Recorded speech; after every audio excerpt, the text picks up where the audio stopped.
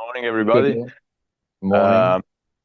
So we are here with Charlotte and Ewood and Cara, of course. This is a 63-year-old male patient who has a complex history of esophageal disease, and in particular in 2014 he's had an RFA, radiofrequency ablation, for high-grade dysplasia in Barrett's esophagus. Then he developed stenosis and was dilated multiple times, and also a stent was placed.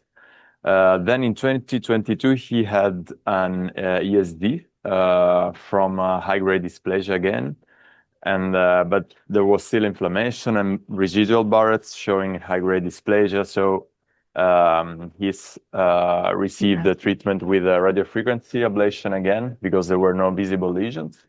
But still, after RFA, there was still a little bit of columnar mucosa remaining, and biopsies showed again high-grade dysplasia. So it was discussed with him because there is also a nodule visible now close to the gastroesophageal junction, and we will see it. And this nodule showed high-grade dysplasia, so an endoscopic resection was agreed with the patient.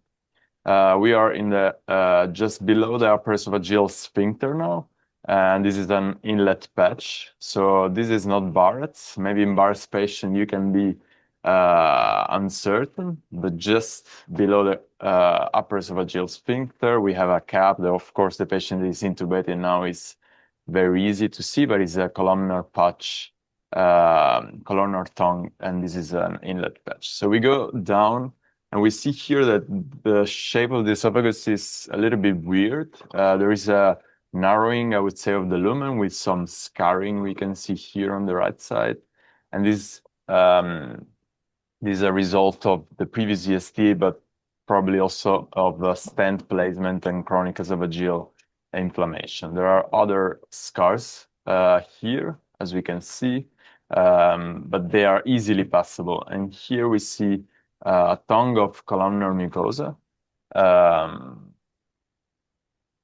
We continue the examination. There are two small islands here, and it's, I think, interesting to notice how MBI is important in this case, because it makes identification of these small islands, I think, easier.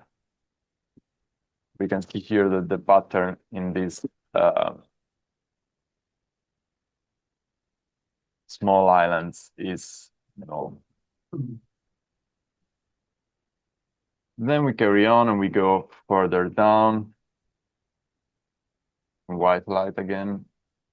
And here again, the shape is not normal of the esophagus. The caliber is a little bit narrower, I would say, than normal, but it's passable with a normal gastroscope. And here we're using Olympus EZ 1500. And then we are here, which is at the level of the gastroesophageal junction. We can see the gastric folds here and the transition from the stomach to the esophagus. And this is Barrett's columnar mucosa, as we can see. And first thing I want to have is an overview picture, as we discussed multiple times. It's not easy in this case, indeed, because of the shape of the esophagus, but we can still do. I don't know if they would want to add something.